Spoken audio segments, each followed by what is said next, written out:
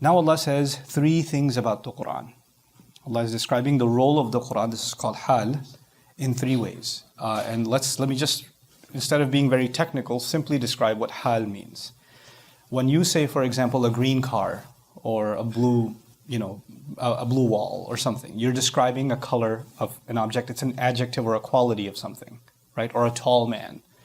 When you say something like a tall man, whether he's sleeping or standing or sitting, he's still tall, right? So that's not a quality that gets affected.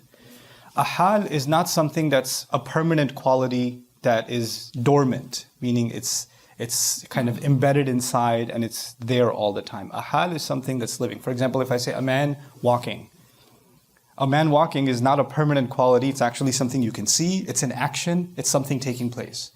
When something is described in grammar as a hal, it's not just a quality of something, it's a living, experienced thing. So what I'm getting at here is the three descriptions of the Quran are hal. That doesn't just mean they're descriptions of the Quran, that these are qualities that the Quran has, but these are experiences that come from the Quran. They can be experienced. They can be, they can be seen. They can be seen in action, right? So what are these three things that Allah describes as hal of the Quran? He says, hudan linnas, that's the first one. Then he says, وَبَيِّنَاتٍ مِّنَ الْهُدَى, that's the second one. Then he says, وَالْفُرْقَانِ, three things. And so over the next 3 days, we'll stop at each one. Hudan linnas, then bayyinatin min al-huda, then al-furqan. So let's talk today a little bit about hudan linnas. Simply translated, guidance for people. So what do I mean by hal? It means the guidance of the Quran isn't just some quality that it has, it's something experienced. It's something alive. It's something in action. It's as if it's like a living book. And its role is to actually serve as guidance. Another technical language thing that the grammarians talk about that's very hard to understand if you're reading the tafsir, but I'll try to make it simple for you, is that when you say there's a person that's going to give you directions. One says to you, I'll take you there. That person is your guide. That person is your guide. In Arabic you would call him a hadi, a guide. But that person is not your guidance. There's a difference between guide and guidance. The one who's guiding you is simply a guide, but not guidance itself. Guidance is a much bigger concept. The Quran is our guide. So the expected word is actually hadiyan. Hudan linnasi, where he says, Hudan linnas, unzila fihi al-Quran hadiyan, as a guide. But he says as guidance. Now what difference does that make?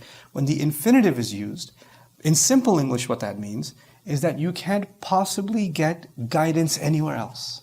This is it. This is the only guidance available. This is the ultimate guidance available. This guidance overshadows any other guidance. There may have been some guidance before in some other places, but it's like the Arab says, أغنى الصباح عن المصباح. Like when the morning comes, there's no purpose for the lamp left. If you're lighting a candle at night, it has no purpose when the day comes, right? That's all the other forms of guidance become irrelevant because this is there. So this is the ultimate guidance. That's the first thing to note here. The second thing to note here is very important, that Quran makes a distinction, a separation between knowledge and guidance. Somebody knowing a lot of things, if you have a lot of ilm, you have a lot of information, that doesn't necessarily mean you have a lot of guidance.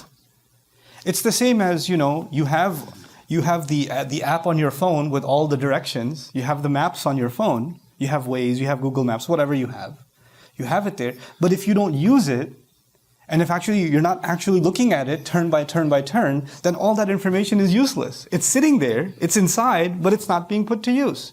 Somebody can have a lot of information inside them, they can learn a lot, but unless they're looking at that information, constantly thinking about it turn by turn by turn, it's not guidance. So a lot of times we confuse the increase in knowledge with the increase in guidance. They're not the same thing. Increase in knowledge is helpful if we actually use it for guidance. And actually sometimes you have people that have a lot of knowledge and never use it. And you have some people that have very little knowledge, but they always use it. They have little bit of knowledge, but whatever little they know, they put it to use to seek guidance, and Allah guides them. Like, I'm reminded of the story of the Ashabul Kahf in the Quran, Surah Al-Kahf, right? The people of the cave. These people were not scholars. These people didn't even know about any prophet. These people didn't know about any book, no revelation, nothing. The only guidance, the only knowledge they have is there is a God, and the only God that should be worshipped is one. That's all they know. And that's enough. For them to, because they committed to that one thing, that was enough for their guidance against the most impossible opposition. So that's the first thing here when Allah says Quran is guidance, meaning a lot of times when we say I'm learning Quran, we emphasize the learning of the knowledge of the Quran, the grammar of the Quran, the tafsir of the Quran, the ilm of the Quran, the tafsir studies of the Quran, the academics of the Quran. But in the month of Ramadan, Allah Azza wa Jalla says, I sent this book as something that you will use at every turn in your life. And it'll come to life at every turn in your life. Like counsel. Like, for some of you, whenever there's an important decision that has to be made, you call a friend. Hey, I just got this call. What should I do? Hey, I received this email. How should I respond? I have this offer. What should I take this job or not take this job? You have someone in your life that you go to at every important turn. You text them right away. That's the kind of role Quran wants to play in your life, in my life. There's a choice that comes. I'm going to look in Allah's book. What would Allah want me to do? And that guidance will come to life. It'll actually come to life.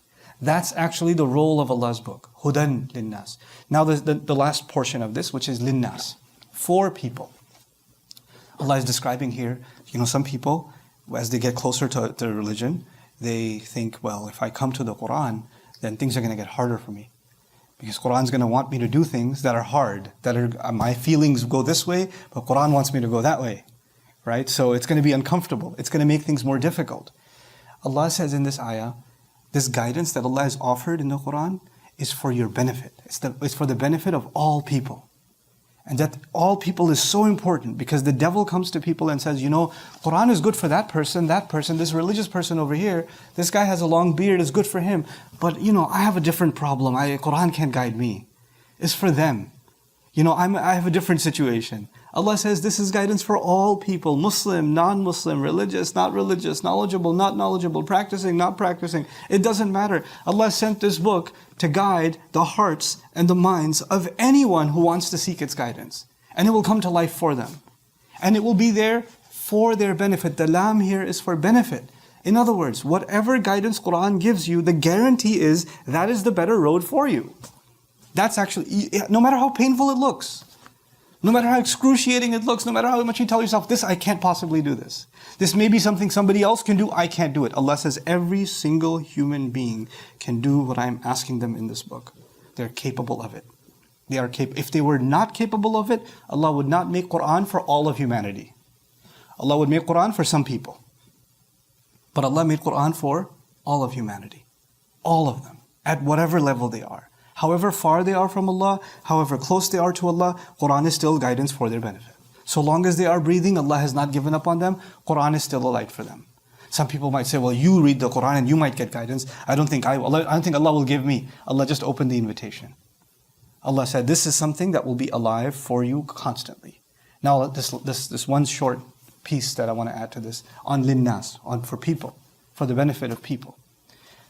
You see, the way we give guidance, the way we offer the message of the Quran, we have to think of one thing before we think of anything else. How is this going to benefit someone else? Allah, His priority is the benefit of people. Is the benefit of people. Which means your priority and my priority should constantly be what? The benefit of people. If the conversation is not going to be beneficial, then you shouldn't be having that conversation. The way in which Quran is presented, the way in which we share its message needs to be a way in which that people can see that you're saying this for my benefit. When you're yelling at someone, when you're insulting someone, you say, I'm doing this for your own good. Nobody thinks you're doing it for my good, bro. If you were doing this for my good, you wouldn't be talking so badly. You see? So when Allah says it's for the benefit of people, there's a mercy that entails in it. Here's the last thing. The month of Ramadan, the Muslims are very focused on themselves. Worship, fasting, iftar, taraweeh, you're constantly around. Some people take off from work. People say, I'm not going to go to the office. I'm not going to talk to my friends. I'm not going to do anything else. Did Allah say that this is a month for the believers? This is guidance for the believers? Allah said about this month that this is guidance for who? All of humanity. The devils are chained in this month, right? The shayateen are chained. When the shayateen are chained, are they chained only for the Muslims or for everybody? They're chained for everybody. They're chained for everybody. Which means there's somebody who, if you shared the message of Allah with them in this month, shayateen will not bother them. They'll actually listen. Their heart will be closer. This is an opportunity to share the message of the Quran in this month. in this month, the angelic presence, the divine presence, the special blessings are so powerful. If there was ever a time you would share something about the Quran with your non-Muslim friends, from the friends that have distanced or drifted away from religion, with those people, if you were ever going to share something for their benefit from Allah's words, this would be the month to do it. This would be the time to do it, because this is for all of humanity. This is Allah comparing us to the Israelites, Banu Israel, in the surah before, because they believe that Torah and the guidance is for who? Just themselves, nobody else.